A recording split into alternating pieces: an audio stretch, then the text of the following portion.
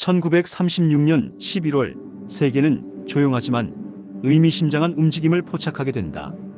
독일 베를린에서 나치 독일과 일본 제국이 손을 맞잡고 하나의 협정에 서명한 것이다. 이 협정은 명목상으로는 국제공산주의, 특히 소비에트 연방의 코민테른 활동을 저지하기 위한 공조를 표방했다. 그러나 이른바 방공협정은 단순한 반공동맹 이상의 함의를 지닌 국제회교사의 전환점이었다. 이는 두 나라가 이념을 핑계 삼아 세계 재편을 노리는 전략적 결속의 시작이었고, 결과적으로 제2차 세계대전으로 향하는 외교적 카운트다운의 첫 박자였다. 방공협정은 국제사회의 기존 질서를 허무는 위험한 선례를 만들었다. 독일과 일본은 이를 통해 공산주의에 맞서는 명분을 확보했을 뿐 아니라 각자의 팽창주의적 야욕을 정당화할 수 있는 공동의 외교 무기를 쥐게 되었다. 히틀러는 이 협정을 통해 유럽 내 반소 감정을 고조시키며 동부 유럽 침략의 교두보를 마련했고, 일본은 아시아 대륙에서의 세력 확장을 더욱 본격화할 수 있었다. 당시 유럽 강대국들, 특히 영국과 프랑스는 이 협정의 저의를 간과하거나 축소 해석했으나 역사는 그것이 치명적인 오판이었음을 입증하게 된다. 무엇보다 주목해야 할 점은 이 방공협정이 이후 이탈리아의 합류로 이어지며 베를린-로마-도쿄로 이어지는 추축국의 구도를 형성했다는 사실이다. 이 세 국가는 각자의 대륙에서 제국주의적 야망을 실현하고자 했고, 그 출발점에는 공산주의 견제라는 정치적 장막이 깔려 있었다. 그러나 실상은 파시즘과 군국주의의 공조체제가 태동한 것이며, 이것은 국제사회가 유기적으로 대응하지 못한 틈을 타 2차 세계대전이라는 전면전으로 비화하게 된다. 따라서 방공협정은 결코 단순한 외교 문서가 아니었다. 그것은 세계 질서를 흔들기 시작한 작은 진동이었고, 이후 인류가 맞이할 전쟁의 서곡이었다. 이번 글에서는 방공협정의 체결 배경과 실질적 목적, 그리고 그것이 2차 세계대전 전초전으로 작용하게 된 경과를 면밀히 들여다보고자 한다. 침묵 속에 맺어진 그 외교 문서 한 장이 어떻게 세계대전을 부른 서막이 되었는지를 추적하는 일은 지금의 국제 정세를 이해하는 데에도 적지 않은 시사점을 줄 것이다. 방공협정, 외교의 탈을 쓴 전쟁 동맹의 실체. 1. 방공협정의 탄생 배경과 목적. 1936년 11월 25일 독일 베를린에서 체결된 방공협정은 겉으로 보기엔 국제 공산주의의 위협에 대응하기 위한 방위적 성격의 협정으로 비춰졌다. 그러나 그 실체는 보다 복합적이고 전략적인 계산에 기반한 것이었다.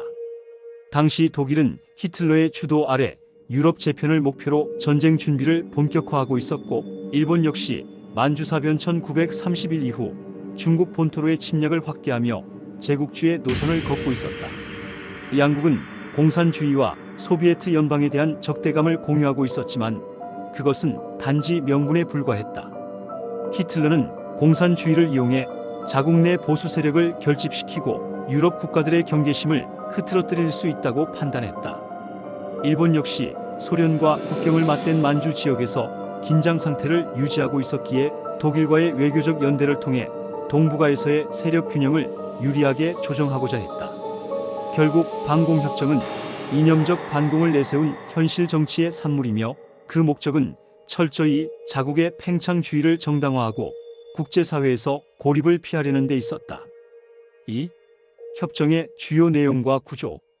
방공협정의 핵심 조항은 두 가지다.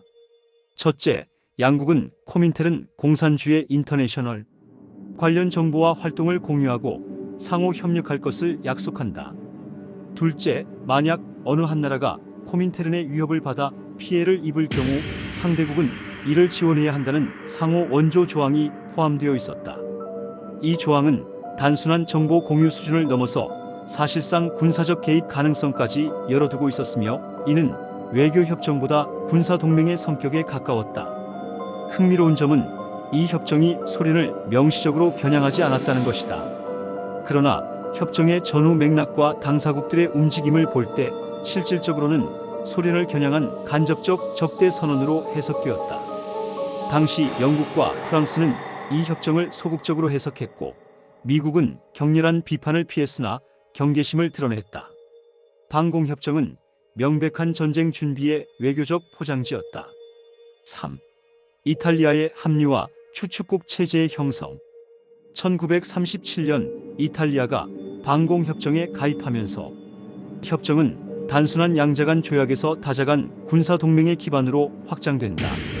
이탈리아의 무솔리니 정권은 에티오피아 침략으로 국제적 고립을 자초하고 있었기에 독일과 일본이라는 강력한 파트너와의 연대를 통해 돌파구를 모색했다. 그 결과 1938년에는 방공협정이 보다 공고화되며 베를린-로마-도쿄 삼각축이 본격화된다. 이 세 국가는 명분상 공산주의에 반대하는 정치체제를 수호한다는 논리를 내세웠지만 실제로는 각자의 야욕을 실현하기 위한 이익 공동체에 불과했다.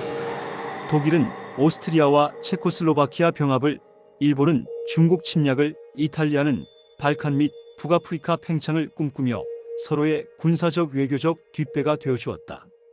그리하여 방공협정은 점차 외교 문서에서 전쟁 동맹으로 변화해갔다. 4. 방공협정의 영향과 2차 세계대전의 전초전 역할. 방공협정은 단순한 이념 공조가 아닌 전쟁을 준비하는 국가 간의 실질적 연합이었다. 협정 체결 직후 독일은 스페인 내전에 프랑코를 지원하며 실전 무기 실험을 감행했고, 일본은 중일 전쟁 1937을 본격화하며 베이징, 상하이 등 주요 도시에 대한 공격을 시작했다. 이때 소련은 중국 국민당 정부를 은밀히 지원했고, 이는 일본과 소련 간 국경 분쟁으로까지 확산되었다. 특히 1939년 하린골 전투에서 소련군이 일본 관동군을 격파하면서 방공협정 체제는 일시적인 전술적 균열을 겪게 된다. 하지만 그럼에도 불구하고 방공협정은 2차 세계대전 발발에 중요한 촉매로 작용했다. 1939년 5월 독일과 이탈리아는 강철 협약회를 체결해 군사동맹을 공식화했고, 같은 해 9월 독일은 폴란드를 침공하며 전면전의 포문을 연다. 이 과정에서 일본은 독일과의 동맹을 재확인하며 1940년에는 삼국 동맹을 맺어 방공협정을 군사동맹으로 진화시킨다. 이로써 방공협정은 명실상부한 추축국 체제를 구축하는 초석이 되었다. 5. 국제사회의 반응과 실패한 억제 정책. 당시 국제사회, 특히 영국과 프랑스는 방공협정을 지나치게 이념적 틀로만 해석하며 실질적인 대응에 실패했다. 이들은 협정을 단순히 소련 견제를 위한 움직임으로 간주하고 독일 및 일본의 확장 정책을 억제하기보다 유화 정책을 통해 갈등을 회피하려 했다. 그 결과 히틀러는 오스트리아를 병합 안슐루스, 체코슬로바키아를 점령했고, 일본은 중국에서 난징 대학살 등 잔혹한 전쟁 범죄를 저지르게 된다. 결국 방공협정은 단순한 외교적 제스처가 아니었다. 그것은 평화를 가장한 침략의 전주곡이었으며, 국제사회가 그 본질을 간파하지 못한 결과는 곧 세계대전이라는 비극으로 이어졌다. 오늘날의 시각에서 보면 방공협정은 다자간 군사협력 체제가 어떻게 외교적 장막 아래에서 형성될 수 있는지를 보여주는 대표적인 사례로 남는다. 이처럼 방공협정은 단순한 반공동맹이 아닌 제국주의 세력이 손잡고 세계 전쟁을 향해 나아가는 전략적 기획의 일환이었다. 이 외교적 사건은 2차 세계대전의 시작을 알리는 전주곡이었으며, 그 실체를 간파하지 못한 국제사회의 무대응은 파시즘의 야욕을 자극하는 결과로 이어졌다. 방공협정은 명백히 2차 세계대전의 전초전이었다.